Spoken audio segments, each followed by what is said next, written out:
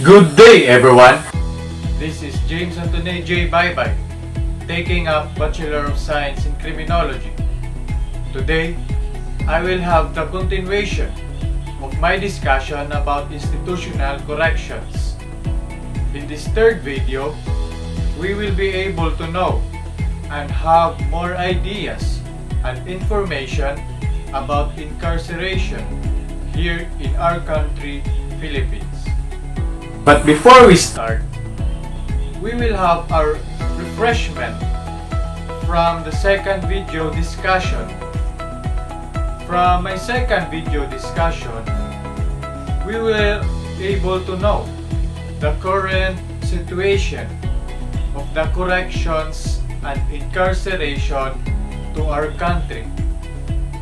So, as what we have remembered, the present situation of our jail management or incarceration to our country is having its problem due to overcrowding, and this particular situation was experienced during the Duterte's administration, because during his filing of election, he gave to the people that he could end up crimes and this illegal use of drugs in just 6 months.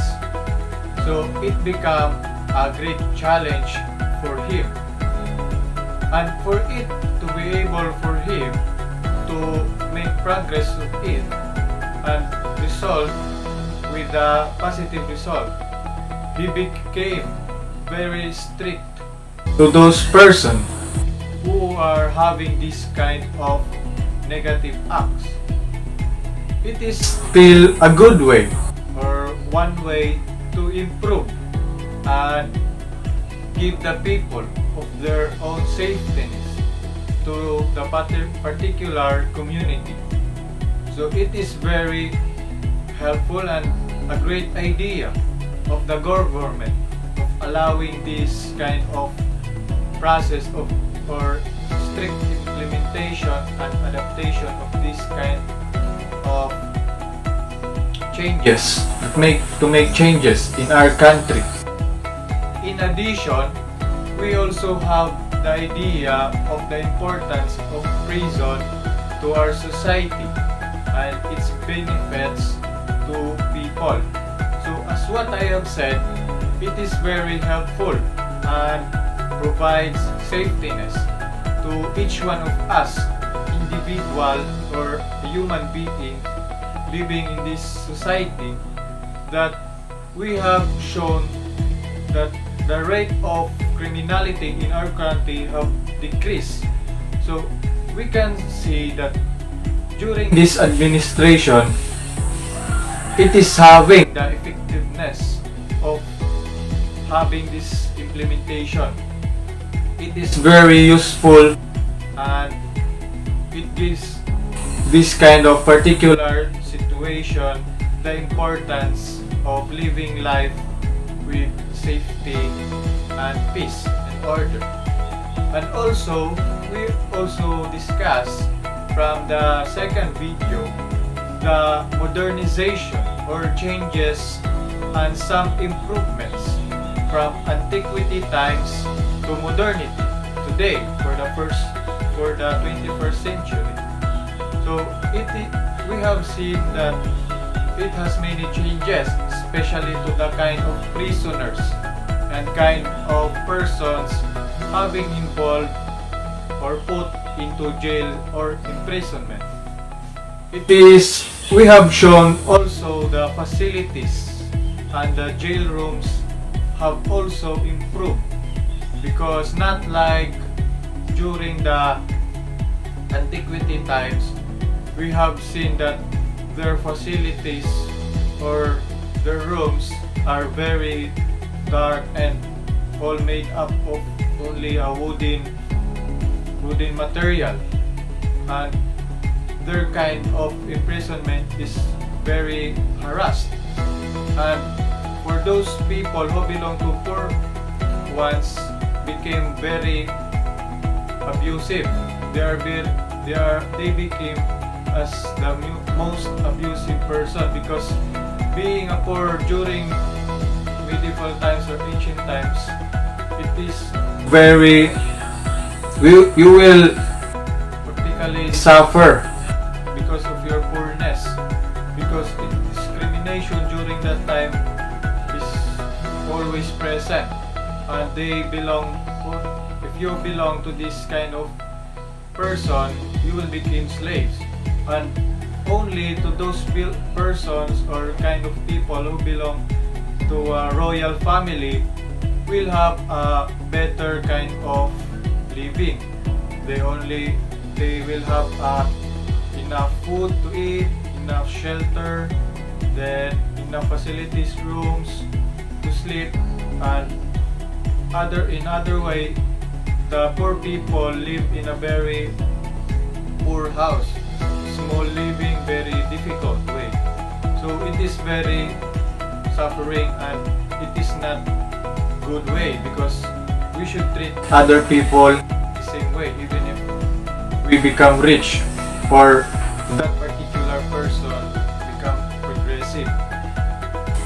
We also discover of the effectiveness of imprisonment to our country. So we have shown that it also have its effectiveness, but having this effectiveness, we have encountered also lapses, because yes, we have many prisoners, or we have catch many criminals, but we don't have enough facilities to rehabilitate them, and the result for that, we are having this overcrowding, and the prisoners inside the jails are suffering. But still, it is not our fault, because why do they do such criminal act if they don't want to be put into a room that is full of dirt and only limited oxygen and many diseases inside, like tuberculosis that was scattered and escalated inside the prison. So it is very important as a human being to be responsible and think before you act.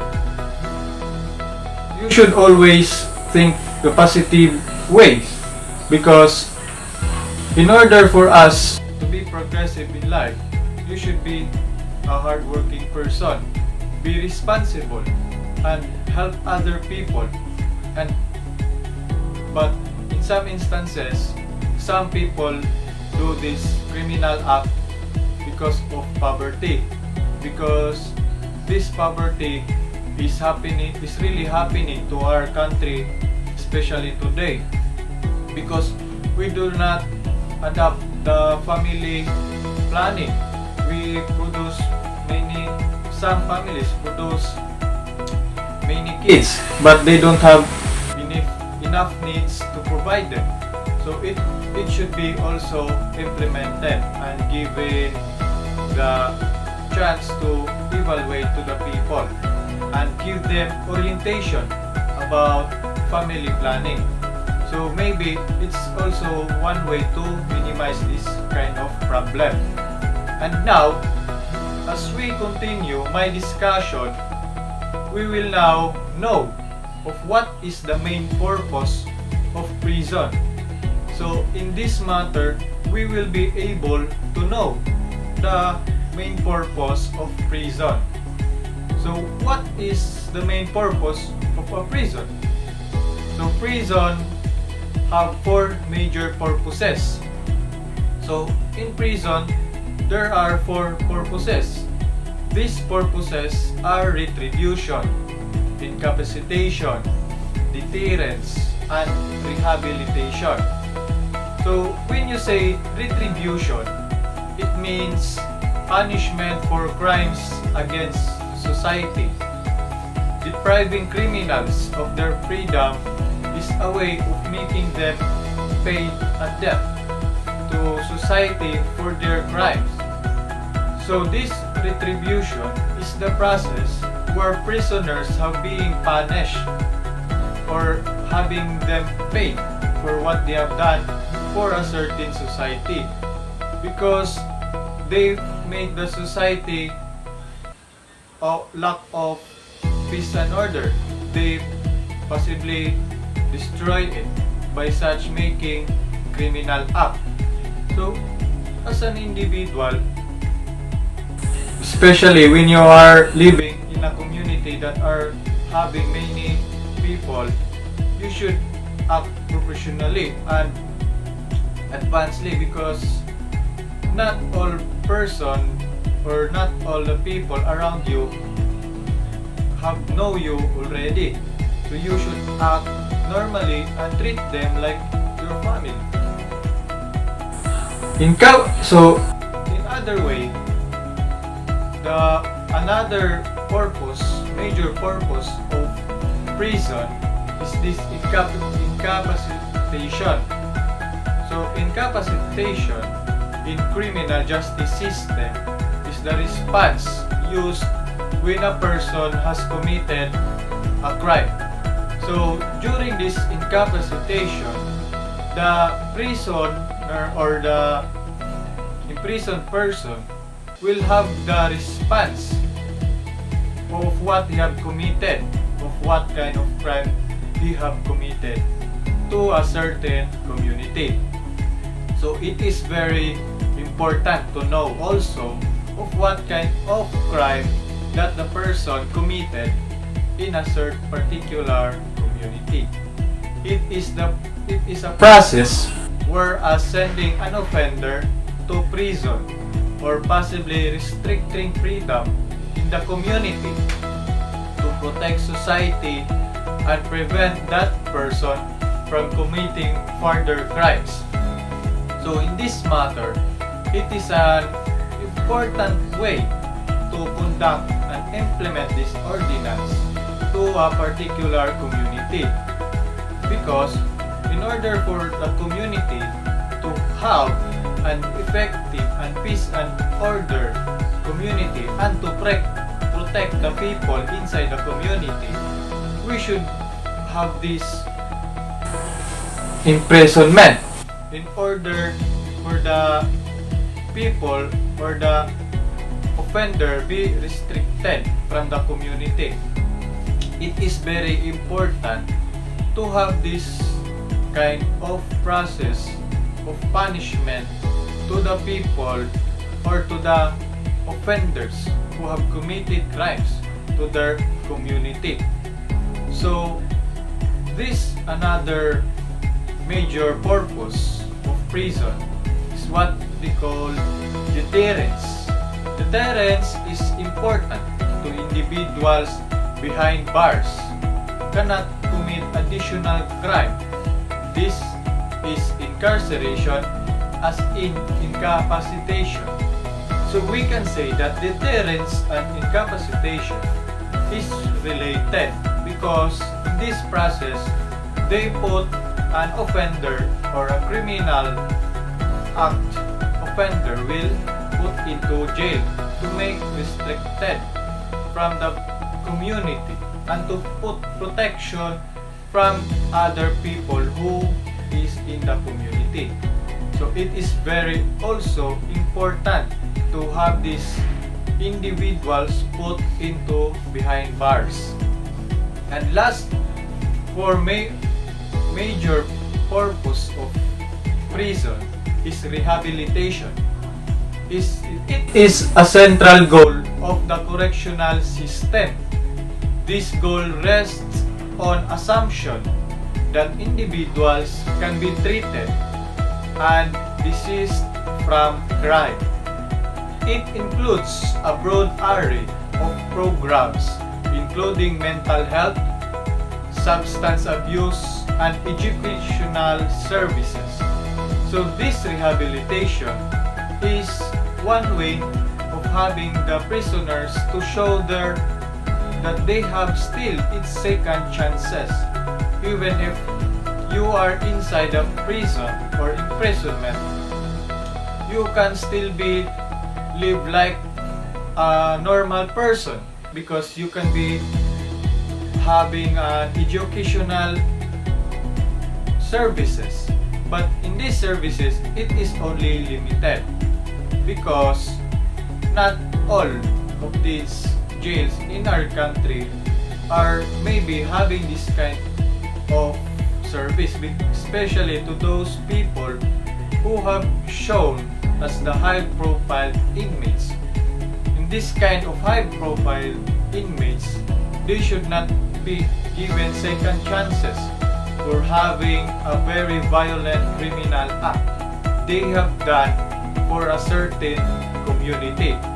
And also, this kind of rehabilitation, they will also conduct a mental seminar or mental health to provide and give to the prisoners in their psychological problem, because some of the prisoners or some of person who have put or been in committing crimes because they are having psychological problem. So in this particular matter, we should also see some of the considerations and exceptions and not judging people if they have been put into bars, because not all of them have committed crimes, but they only have this or done this such of thing because of its psychological problem. It is also another problem in our country because not all of us have been educated, have been guided by our family, especially to those persons who have family breakdowns or broken family. They have become they will outcome a psychological problem because they have lack of guidance. So we can say that in these four major goals, it is very important, especially to our community. So each of these goals has received varied levels of public and professional support over time. So in order for these goals to be implemented and emphasized, it should be supported always, especially by our government. Prison is an important and integral part of the criminal justice system in every country. Used appropriately, it plays a crucial role in upholding the rule of law by helping to ensuring that alleged offenders are brought to justice and by providing a sanction for serious wrongdoing. So these goals of prisons is very important, especially because it gives a big role. It plays a big role to the society, especially in criminal justice system, to have the offenders to have their justice or brought into justice and provide them punishment or sanctions, especially to those persons who have done serious or violent actions that resulted to criminal act.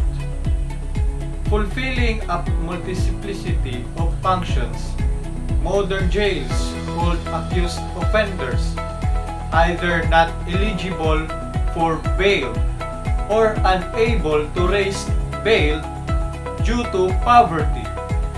Jails also hold persons awaiting arraignment, trial, conviction, or sentencing. Jails furthermore detain probation, parole, and bail bond violators and absconders. So we can see in this particular process in imprisonment, there are also some prisoners that have given this parole or probation, that they have shown kindness and changes inside the prison. So we can say that if you are shown this kind of characteristics or attitudes inside the prison, you will be given this provision or parole, which concludes to a non-institutional corrections. Because even if you're a prisoner, you can still be in a community and live like a normal person, but still you have been supervised or secured by the jail's officials. And if you have shown that you really change to yourself, then maybe if you are having this kind of putting you into behind bars, then you will be freely go outside from the prison. Whereas imprisonment as punishment defines inmates as responsible for their past behavior, and whereas discipline with prison defines inmates as accountable for their current behavior, rehabilitation as a goal of the system defines inmates as not fully responsible for their future behavior. So they made this punishment, this rehabilitation, in order for some of the prisoners to show their regrets upon doing this criminal act. But still, there are consideration and exception to those, particularly to those people who have done serious crimes, like homicide, killing another person. It can be considered as a violent act because you are killing another person, and it only shows a violent action, especially an alarming action to the community, because killing is one of our 10 commandments that should not be done, because we are not the one who made us ourselves. So in other hand, we can see this rehabilitation for those person who have done minor crimes like snatching. Maybe that particular person have done that criminal act in order for his family, because of poverty, in order to his family be provided for its needs and for his kids. So it is very alarming also that this poverty is one way or one reason why some other people are committing this kind of criminal act.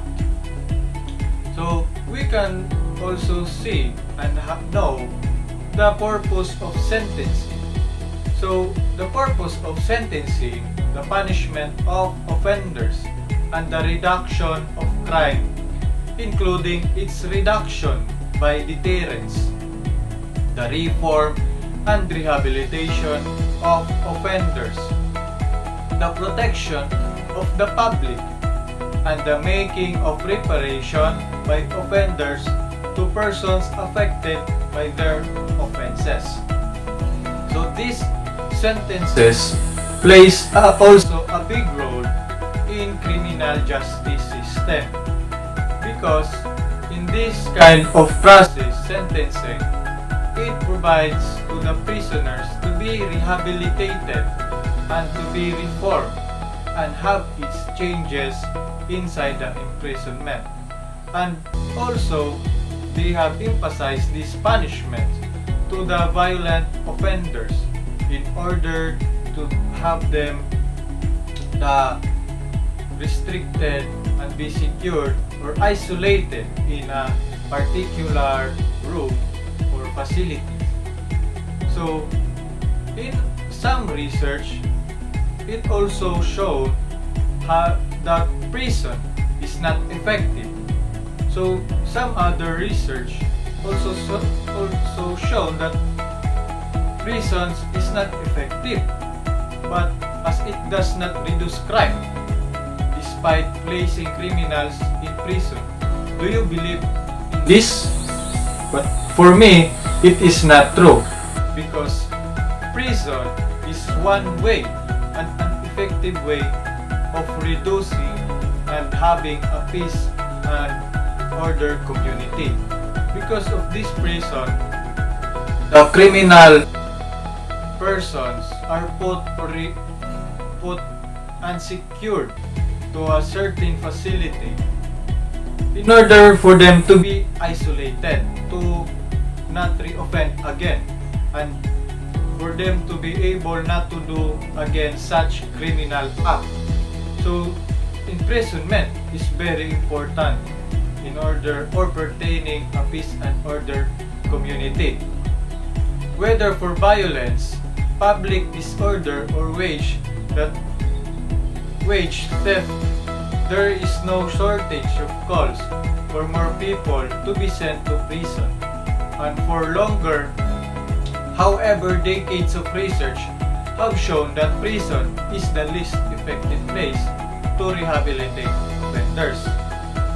So maybe this kind of research or opinion has only shown less information and result on how effective the imprisonment in having or implementing a peace and order community. And also, it provides an organizational outcome to a particular country, and in order for your governance to be effective in a certain community or country. And now, we can also, or we should also know, the Roman Catholic Church influencing prison system here in our country, Philippines. So, in medieval times, the Roman Catholic Church developed penal techniques later used by secular states, such as the monastic cell that served as a punishment place for criminal offenders. So in 1593, the Protestants of Amsterdam built a house of correction for women and one for men.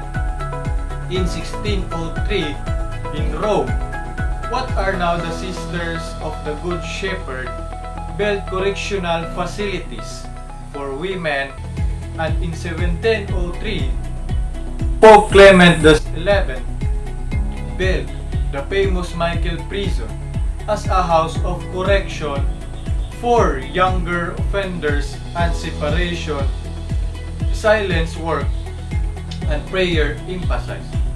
So we can say that during medieval times, the contribution of Roman Catholic Church rules a very effective way in pertaining or having this implementation of imprisonment, because as I have read, they provide facilities or rooms and separated women from men.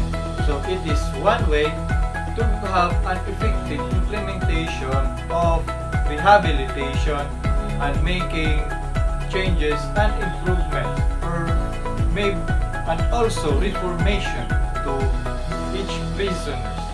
And in order for them to also make its changes, they have been given or provided some religious services, and they have been provided of seminars or some maybe orientation in order for them to have themselves or think for themselves for what they have done in a particular community, that it is very wrong or bad to commit crimes or done a violent act from other people.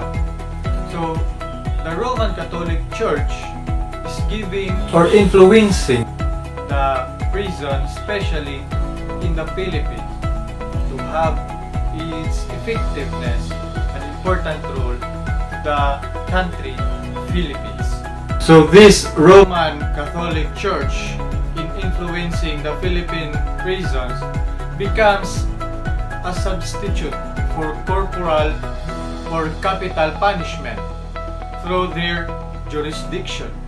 Christianity applied a new religious twist to the prison system, and from this ideological application, prisons were transmuted into theoretical havens that assisted the transition into the next world. The miserable conditions in the prison for the poor, the Christians saw the prison as a time of seclusion, a time to reflect and grow spirituality. So, being a prisoner, you can also be, and you can also put yourself or grow yourself into spirituality through the influence of the Roman Catholic Church or even other religious group that is present during the medieval times. They provide and gives an important role to the implementation in that influence many prison and prisoners to have its spirituality growth and their time that they have given time to reflect and have its time of seclusion. So as the 18th century, the Vatican prison still served as a model prison designed for Europe and America. So in Vatican City, Rome, it became as a serve and a model for every prisoner, even for big countries like Europe and America. So we can see that in this matter, the influence of Roman Catholic Church is having a big role in having or influencing imprisonment on how it is processed and implemented to every countries, because they serve it as their model. So they have or they get idea from this Roman Catholic Church in Vatican City. In correctional setting, it is old as the history of prisons. The entry of religion to prison was carried by religious men who themselves were imprisoned. The entry of religion into prison was carried out by religious men who themselves were imprisoned. So the process of influencing Roman Catholic Church inside the prison are those people who are imprisoned that has reflected or being a religious man. So being a religious man, they implement or inspired others or they influence others to be spirituality and gain their growth of it. So the early Christian church granted asylum to criminals who would otherwise have been mutilated or killed, releasing prisoners during Easter time and request by church authorities to pardon or reduce sentences for offenders remained for centuries, with the latter still in existence in a modified form. So during the Easter time, many church authorities having its pardon or reducing the sentences or punishment for a particular offender, but still it remained today or many centuries to be modified or put into a modification form. So religious in prison often help individuals with their internal coping with prison life, with external benefits from participation in religious groups. However, less is known about religious role that extends beyond the individual and affects the whole of prison society. So these kind of religious groups or organization have give affection and role to the imprisonment in order to have its grow in spirituality and in order for them for reformation and changes within themselves. So we will see and know that in a Philippine prison, the research finds that the religious groups have both a normative and a normalizing function. These Christian groups help inmates create expectations, or maybe they can also add more imaginations. These religious groups or Christian groups provide every inmates or imprisoned person to make and have chances within themselves that even if they are inside the prison, they can build up themselves or improve it and make themselves a better person. And also, it is also one way that they can be probably put into a reducing sentences or less or minor punishment.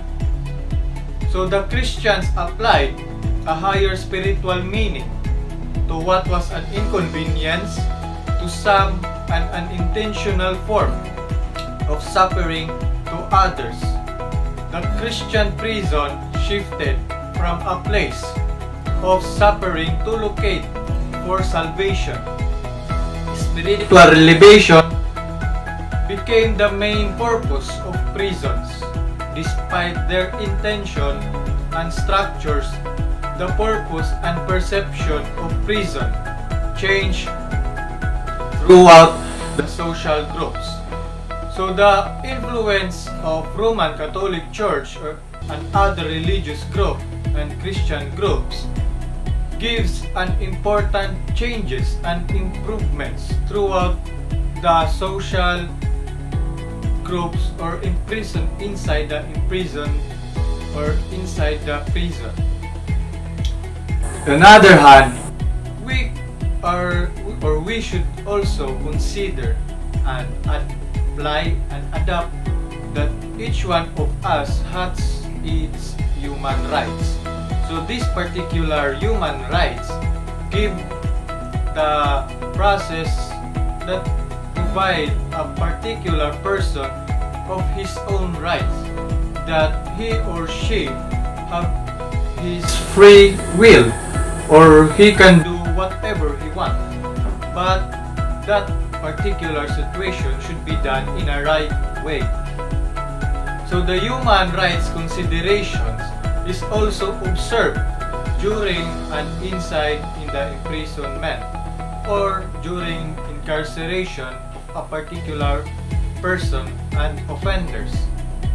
A sentence of imprisonment constitutes only a deprivation of the basic right to liberty.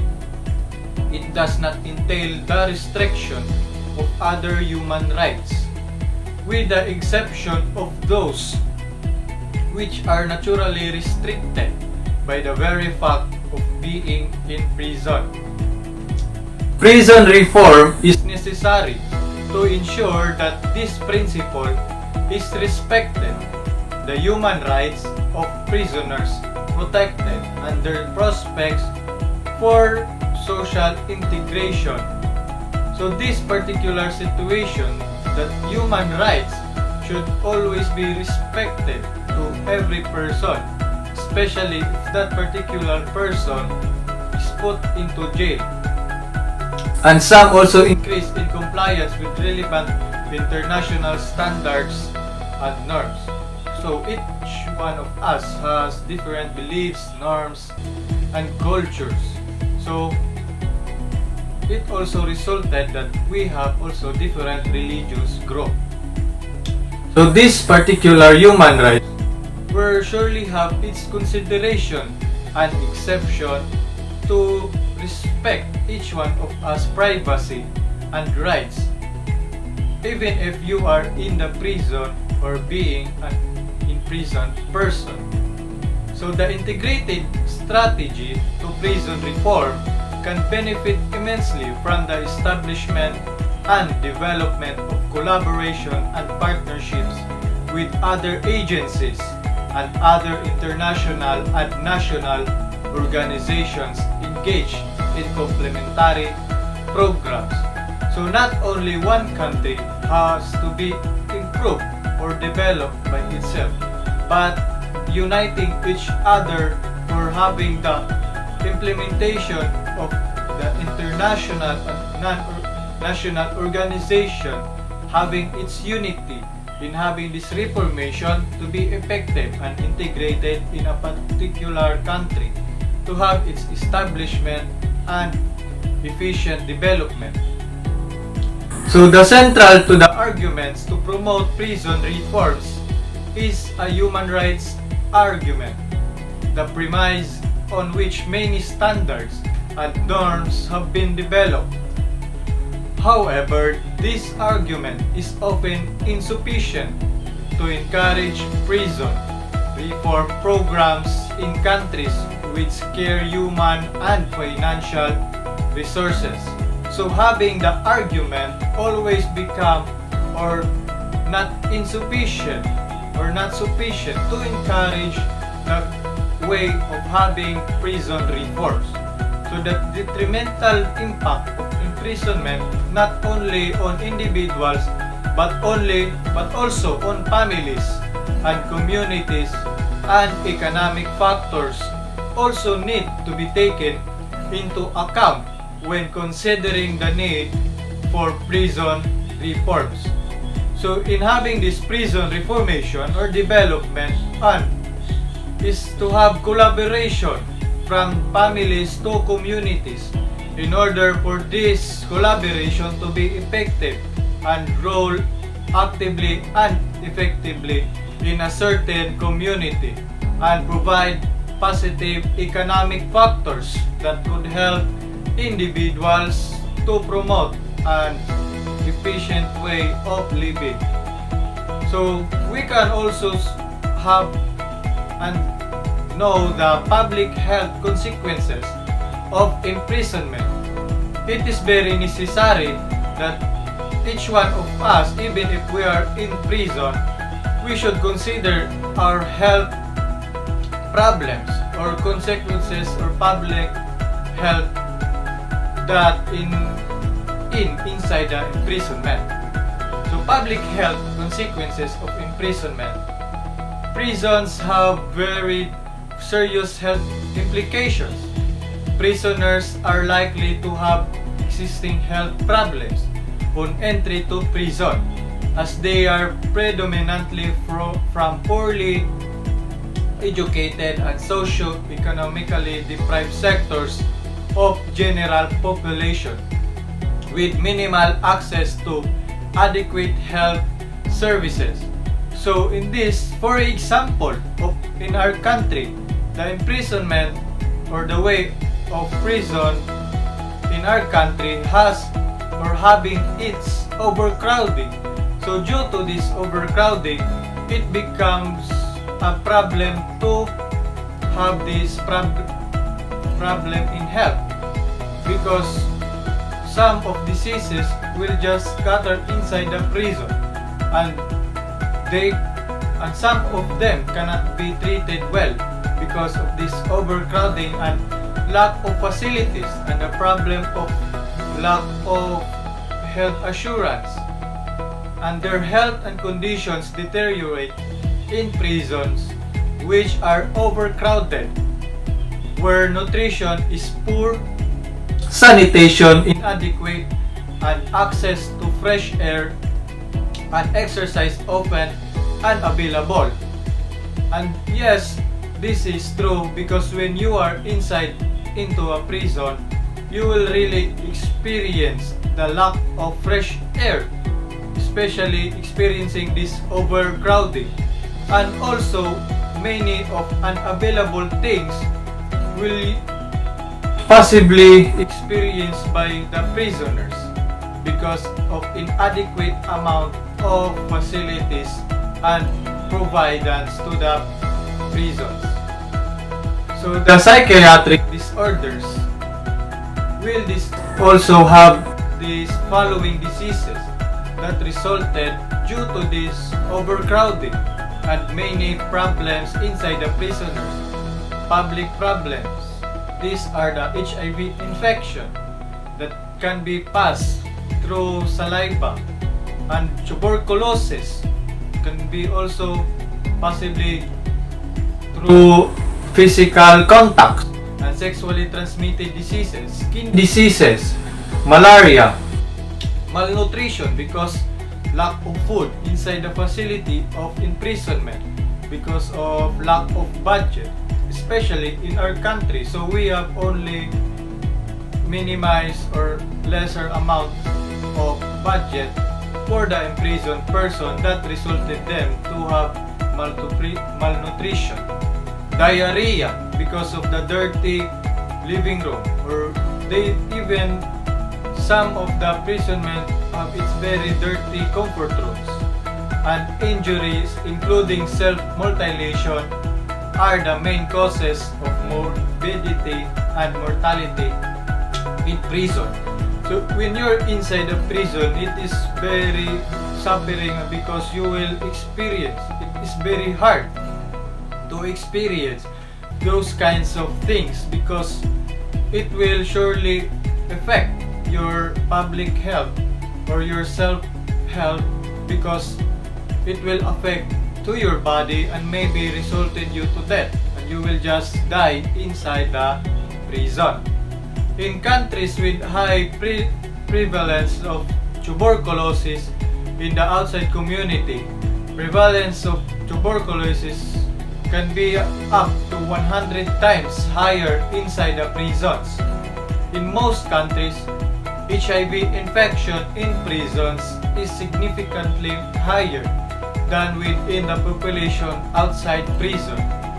So this HIV infection is very or have been escalated even in our country. So it is also an alarming and another problem by our government that had to be solved in order to prevent this to scattered in public places, and have also the government its awareness to the people on how this kind of infection can be prevented. So prison staff is also vulnerable to most of the diseases of which prisoners are at risk. So it is the responsible of the prison staff or officials on how they could solve this kind of situations inside the prison, because having this kind of problems, it is very hard, especially in isolating many offenders. Because of overcrowding, they are just put into a room that could produce lack of oxygen. So prisons are not isolated from the society, and prison health is public health. The vast majority is the prison have been referred to as reservoirs of disease in various contexts. And now, we can also possibly know the brief timeline of some of the most notable contributions during the medieval times or ancient times civilization in having this implementation of imprisonment or incarceration. So, summer 3500 BC or before Christ, summer is generally accepted as the first known urban civilization. The ancient land of Sumer is located in modern-day Iraq. So it explains before that Sumer people lived in small agricultural communities. So possibly their kind of living are made up of woods and stones only. Once Sumer developed, city-states appeared. This led to the formation of primitive governments. So as the as the time passed by, also their kind of living have its improvements and changes. And in order to control the crime that naturally derives from urban life, these governing bodies began to establish the origin of law and order. So in order for a community to be organized and have a governance that is having peace and order, it should be, or each shall have its establishment of the origin of law, and in order to overcome a peace and order community. So it is also their one way to have an peace and efficient way or protection to people that having this kind of ordinance, this kind of laws, in order to punish those some person who have done criminal act during their times in summer 3500 before Christ. Next is the rise of the Romans 500 before Christ or BC. The Roman Republic established itself as Western civilization's first superpower. Law and order was maintained by soldiers who would walk the streets of cities, towns, and villages. The mere presence of the soldiers was solid deterrent until it helped keep crime under relative control. So there is also this another timeline, brief timeline of imprisonment, is the contribution of Plato from 422 to 347 BC or before Christ. As a student of Socrates and teacher of Aristotle, Plato introduced the concept that people are inherently good. This belief greatly influenced the thoughts on crime and punishment as the centuries progress. So as the centuries progression to the development of itself, the belief or the studies of Plato become the influence of thoughts of crime or criminality in a certain community. Next is the contribution of Aristotle from 384 to 327 BC or before Christ. Expanding on the teaching of Plato, Aristotle views relied heavily on scientific observation as the tutor to Alexander the Great. So Aristotle would impart upon him the significance of science and its impact on decision making. These teachings had a heavy influence on early forensic science and crime scene investigation. So this kind of contribution gives a big influential and improvements in order to crime scene investigation be successful and result to a positive outcome.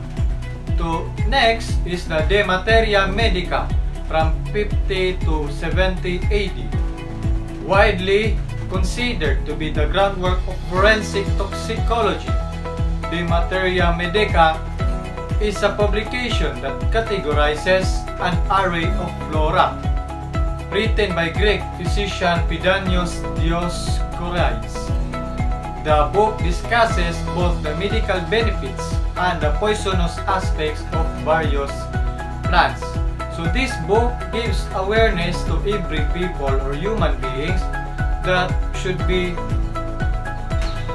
be aware of some of the plants are having this poisonous or having very dangerous to people. So now, let us also know this brief timeline to the Franklage in 1035. After the collapse of the Roman Empire, the Western world was highly established.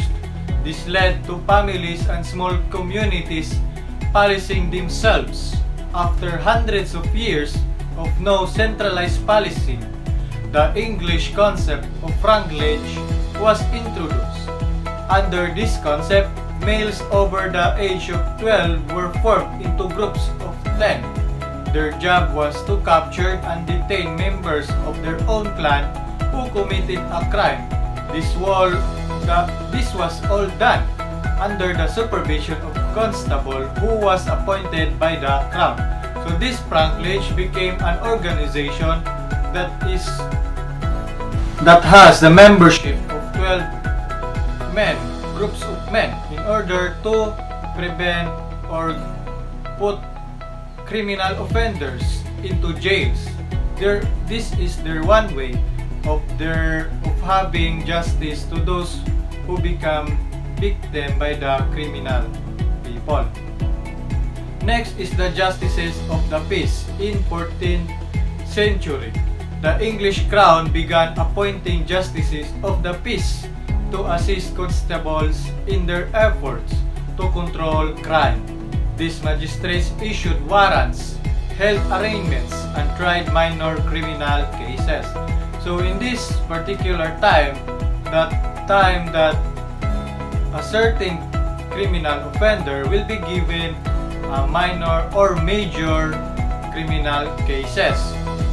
It is also one way to identify what kind of criminal act that a person done during his criminal action. Next is the social contract in 1625 to 1762. Introduced by John Locke, the theory of the social contract discusses the various roles of people and government in maintaining a balanced society. Essentially, the theory holds that people said this point in history, theories of crime and punishment shift from theological to secular. So now we'll proceed to the prison in 1850. The concept of a modern prison first arose in Europe during the mid of 19th century. Doctors were given access to the prisoners so that they could conduct studies into criminal behavior. Governments were particularly interested in the doctors' findings. It is allowed them to understand what prompts criminal behavior. As governments became stronger, the official demanded empirical evidences so that they were better equipped to control the populace. So in this matter, we will also know the responsibility, rehabilitation, and restoration in relation to the Catholic perspective on crime and criminal justice. As a human being, as a response to our crime in our society is a moral test for our nation and a challenge for our government, including the influence of Roman Catholic Church. Although there are reports that the crime rate is failing, crime and fear of crime still touch many lives and polarize many communities, putting more people in prison and sadly more people to death has not given the security we seek. It is time for a new national dialogue on crime and corrections, justice and mercy, responsibility and treatment.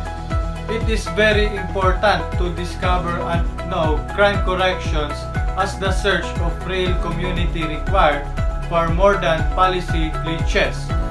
And in crime, and the Catholic community also provides its contribution during the medieval times or even in ancient civilizations. Many of our parishes dramatically reflect the human and other costs of so much crime. The church doors are locked, the microphones hidden. Parishes spend more on bars for their windows than on flowers for their altars. More tragically, they bury young people caught in a gang violence, the drug trade, or the hopelessness and that leads children to take their own lives. So here we can say that it is very abusive or having an abusive power through this time because they are burying some offenders that who have committed the crime. So now, as I've ended this video, I hope that each one of us have understand and learned something about my discussion. And always remember to be keep safe and stay at home. And always wear your mask if you will go outside with the addition of the face shield. Thank you and God bless.